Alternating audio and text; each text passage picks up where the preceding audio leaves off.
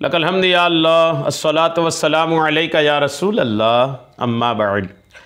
सिलसिला है नाज़रीन की तरफ से पूछे गए सवालों के जवाब पेश करने का। नाज़रीन में से एक ने हमें वित्र की नमाज के ताल्लुक़ से पूछा है कि अगर वित्र की नमाज में तीसरी रकत में दुआए कुनूत पढ़ना भूल गए, रुकू भी कर लिए, सजदा भी कर लिया, नमाज के बाद याद आई कि हमने तो दुआए कुनूत पढ़ा ही नहीं था, क्या करना चाहिए?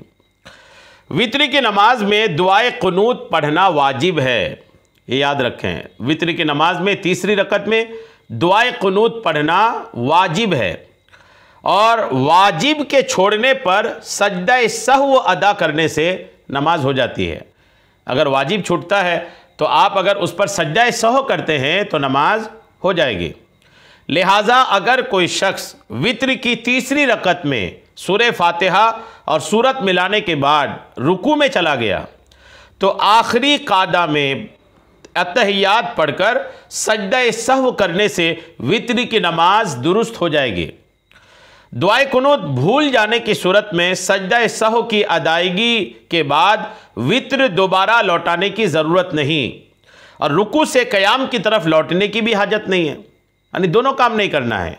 अगर आपने दुआए कुनूत नहीं पढ़ा, आप रुकू में चले गए तो रुकू से खड़े होकर के भी आपको दुआए कुनूत नहीं पढ़ना है, ये भी नहीं करना है कि आप रुकू छोड़कर दुआए कुनूत की तरफ आ रहे हैं, ये भी नहीं करना है। कंटिन्यू करना है नमाज को और आखिर में अत्तहियात पढ़कर सजदा सहव कर ले, नमाज हो जाएगी। सवाल करने वाले ने यह कहा है कि हमने पढ़ा ही नहीं, सलाम फेरने के बाद याद आया। अगर किसी के साथ ऐसा ही हो जाए कि नमाज के दौरान तो याद आया ही नहीं, नमाज ख़त्म होने के बाद सलाम फेर देने के बाद अब याद आया कि मैंने दुआए कुनूत पढ़ा ही नहीं था, तो अब क्या करना पड़ेगा? अगर वाजिब भूले से छूट जाए और आपने सजदा सहव भी नहीं किया है तो वो नमाज दोहरानी पड़ती है, वाजिबुल इआदा होती है वो नमाज, यानी दोबारा पढ़नी पड़ती है। तो किसी के साथ भी अगर ऐसा हुआ हो तो उन्हें अपनी नमाज फिर से पढ़नी पड़ेगी। लिहाजा जिनके साथ ऐसा हुआ है तो आप उस नमाज की कज़ा पढ़ लें। जाहिर सी बात है, आप जब क्लिप सुन रहे होते हो, अगर वो वक्त अभी बचा है इशा का तो आप वित्र दोबारा पढ़ लें।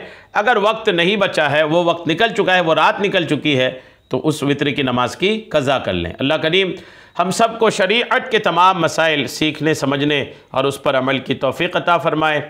आमीन बिजाहिन नबील अमीन सल्लल्लाहु तआला अलैहि वसल्लम।